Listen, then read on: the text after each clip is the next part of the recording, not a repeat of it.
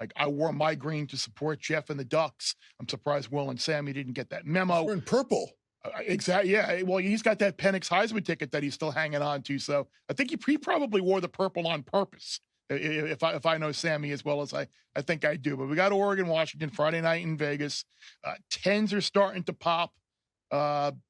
Total of 60. I think total varies a little bit. I see some 66s, 65.5. So I'll call it 10 and 66 because that's what Circa's going with. So, Sammy, it feels like it's getting a little out of control here with this Oregon. I think Oregon's great, but 10 against a team that they already lost to earlier this year. This is a Stardust shirt, by the way. It's not a Washington. That is beautiful. Yeah. All right. Let's just iron that out. Look, I'm the last person on this show that can talk about Oregon because I was the last one on the Oregon futures train. You guys all have better numbers than I do, but I want to go back to the conversation before the final regular season game and where this line was going to be and what the future price was going to do, because they were 7-1 to win the whole thing before the Oregon State game. And I think we all thought they were going to win that game. But then the question was, what would Washington do? And they could have lost to Washington State. And after that game, I was fighting with people on Twitter who were like, oh, the line's going to be 6. And I thought, did we not just watch Oregon and Washington? And this is what happens now. The overreaction is real. Everybody is now, I mean, you thought the deli guy liked Oregon. Everybody likes Oregon in this game. So we're at 10. And what was the line a month ago, Will? 4.5 on the look ahead. So we have completely jumped the shark on Oregon. Obviously, we all want the Ducks to win and keep our futures alive. I don't want to lay 10, though. That ain't happening. Yeah, I don't want to lay 10 either. And I'm sure that, there's some 9.5s out there, but Bear used this expression a lot, a dog with fleas. And I think people are going to see the Washington, they're undefeated. They beat them already. They're getting so many points. That means they're the right side. I'm not so sure. And we use the word overreaction. Is it an overreaction or is it just a reaction? Is it just an adjustment? Because Oregon's looked great. They've won by margin. Washington has been dying to lose. If Ward just runs on third down, Washington State's going to win that game last week. They're going to be in field goal range. They can bleed the clock. Penix has been dying to throw the ball away. He was dying to throw it away on that last possession. He has not looked healthy. Who knows? There's some whispers about his health. Washington now is on a short week. Oregon gets the extra day of rest. I have Oregon futures, so I have no appetite to lay the 10. I say if you have nothing in pocket, I mean, why lay the 10 when you can just bet? Let's just put it this way. Oregon, everyone's going to be watching them tomorrow night, on Friday night. If they win and they win big, don't you just bet Knicks at minus 145 or so to win the Heisman? How is there a scenario where Oregon wins and wins going away and Knicks doesn't win this award? I think there might be, just because of the sheer volume of the numbers that Jaden Daniels has. I think.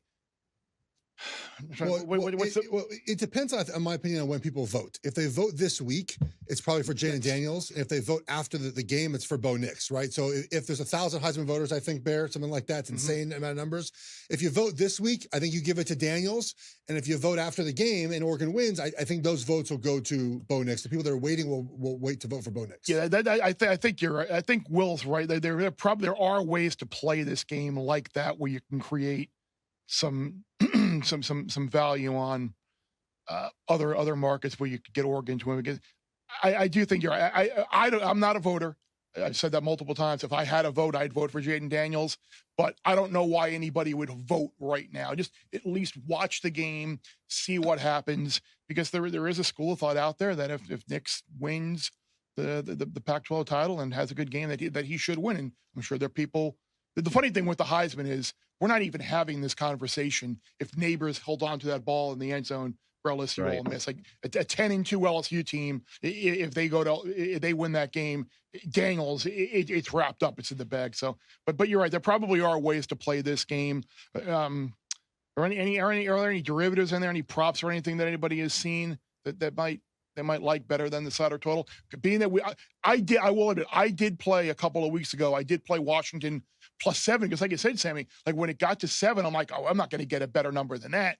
And here we are sitting at 10, just up against the Oregon futures. So I have Washington +7 as a little bit of a hedge against my futures. But anything else in this game that anybody is? Well, I like the Oregon wide receiver props. I like Oregon wide receiver props to go over in this game. Washington's pass defense, they give up a ton of yards. They don't tackle very well. And if I don't know when this will post, if it'll post at all, but a Bo Nix rushing prop, it's to me, this is the game, right? He has not rushed much this season. He had a rush touchdown to Oregon State. When they played Utah early in the season at Utah, he got the ball on 3rd and 4th down. They ran him a little bit more. This feels like the game where you've been waiting all season. They purposely have not run Bo Nix. And now this is the game, right? You have to win this game, Pac-12 Championship, where I think they start running Bo Nix more. So if something pops up this week to take Bo Nix as a rushing prop, I haven't found one yet as we're recording this on Thursday morning. I think that's a good way to play this game. I love that because quarterback runs are like the most efficient play in football. But like week 4 against, I don't know, Vanderbilt or some bad team, you're not going to run your quarterback 20 times. It's just not a sustainable way to play your season. But hey, this is the championship, break glass in case of emergency. Everything's on the line. So I think quarterback rushing props over, whether it's Nix, Milrow, some of these quarterbacks that run. I think it's rarely wrong to play the over. And I was just going to go back, Bear. You were talking about derivatives. I know we talked about this before, but I don't think we could find a book that does it.